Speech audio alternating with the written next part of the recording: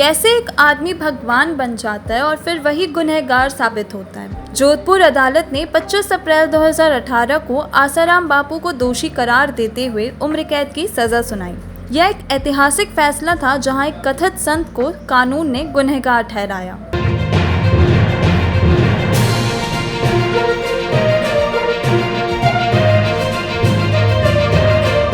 नमस्कार, मैं सोनल, आप देख रहे हैं द एसपी प्रेस।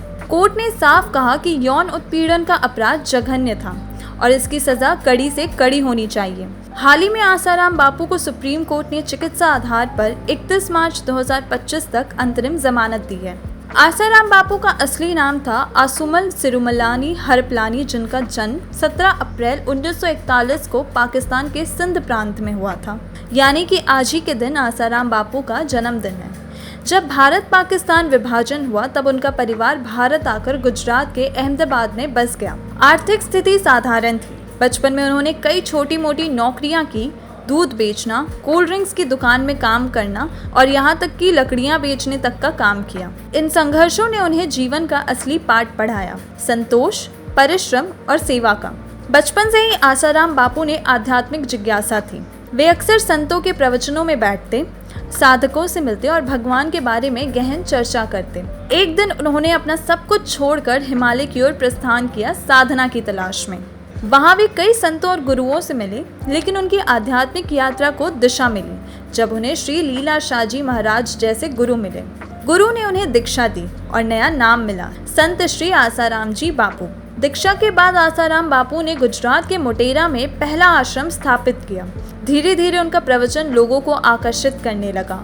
उनका सरल भाषा में अध्यात्म का ज्ञान देना, जीवन के कठिन सवालों के आसान उत्तर देना लोगों के हृदय को छू गया। उन्होंने नाम जप, ध्यान, साधना और भक्ति के जीवन का हिस्सा बनाने पर जोर दिया। जल्द ही उनके अनुयायियों की संख्या हजारों से लाखों तक पहुंच गई। आज उनके आश्रम भारत के कई राज्यों में और विदेशों में भी है। उनकी किताबें, सीडी और सत्संग वीडियो आज भी करोड़ों लोगों तक पहुंचे हुए हैं। आसाराम बापू का मानना था भक्ति और सेवा दोनों साथ साथ होनी चाहिए। आसाराम बापू की सबसे बड़ी और कुख्यात विवाद की शुरुआत होती है साल 2013 में। एक 16 वर्षीय लड़की ने उन पर जोधपुर के आश्रम में यौन उत्पीड़न का गंभीर आरोप लगाया। पीड़िता ने बताया कि वह और उसका परिवार आसाराम बापू के भक्त थे। आसाराम बापू ने उन्हें अपने जोधपुर आश्रम में बुलाया, जहां उन्होंने लड़की के साथ गलत किया और वह यौन उत्पीड़न की शिकार हुई। इस मामले में 20 अगस्त 2013 को एफआईआर दर्ज हुई और उसके बाद देश भर में बवाल मच गया। आसाराम बापू को 1 सितंबर 2013 को इंदौर से गिरफ्तार किया गया। उनकी गिरफ्तारी के समय उनके समर्थकों ने पुलिस पर हमला किया, प्रदर्शन किए, लेकिन कानून के आगे कुछ नहीं चला। इस केस की सुनवाई के दौरान चौंकाने वाली बात सामने आई। पीड़िता और उसके परिवार को धमकियां दी गई, गवाहों को मारा गया, कुछ की मौत की खबर भी सामने आई। जानकारी के अनुसार केस को कमजोर करने के लिए करोड़ों रुपए की घूस की पेशकश भी हुई। यौन उत्पीड़न का मामला सबसे गंभीर था, लेकिन यह पहली बार नहीं था जब आसाराम बापू विवादों में घिरे। इसके पहले भी कुछ विवादे उनके नाम से जुड़े थे, जैसे साल 2008 में अहमदाबाद के गुरुकुल में 2 बच्चों की मौत, जिसमें संदेह था कि ये मौत तांत्रिक क्रियाओं के चलते हुई। पुलिस जांच में कई गड़बड़ियां सामने आईं, लेकिन आज तक स्पष्ट सच्चाई सामने नहीं आई। फिर उनके आश्रमों को लेकर कई बार जमीन हड़पने और अतिक्रमण के आरोप लगे। कई गरीब लोगों की जमीन आश्रम में मिलाए जाने की शिकायतें मिली और अंत में उनके आश्रमों में छापेमारी के दौरान बड़ी मात्रा में नकदी, सोना और हथियार बरामद हुए। ये भी सवाल उठे कि एक संत को बंदूक क्यों चाहिए। आसाराम बापू अक्सर अपने जन्मदिन पर विशेष प्रवचन दिया करते थे।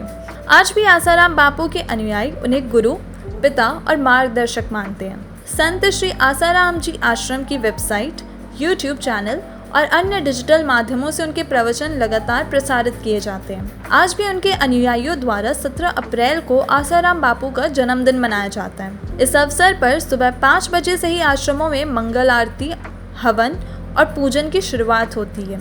आसाराम बापू के चित्र के सामने भव्य आरती की जाती है। इस दिन विशेष सत्संग का आयोजन होता है, जहां उनके पुराने प्रवचन सुनाए जाते हैं। लाखों लोगों को भोजन कराया जाता है। निःशुल्क भंडारे में शुद्ध सात्विक भोजन दिया जाता है। इस दिन रक्तदान शिविर, गरीबों में वस्त्र वितरण, अनाथ बच्चों को भोजन और मिठाइयाँ दी जाती है। कई स्थानों पर बापू के जीवन की झलक देखने वाली प्रदर्शनी लगाई जाती है, जहां उनकी साधना, सेवा और शिक्षाओं की तस्वीरें होती हैं। तो ये थी कहानी एक ऐसे धर्मगुरु की जो कभी लाखों लोगों के श्रद्धा का केंद्र थे।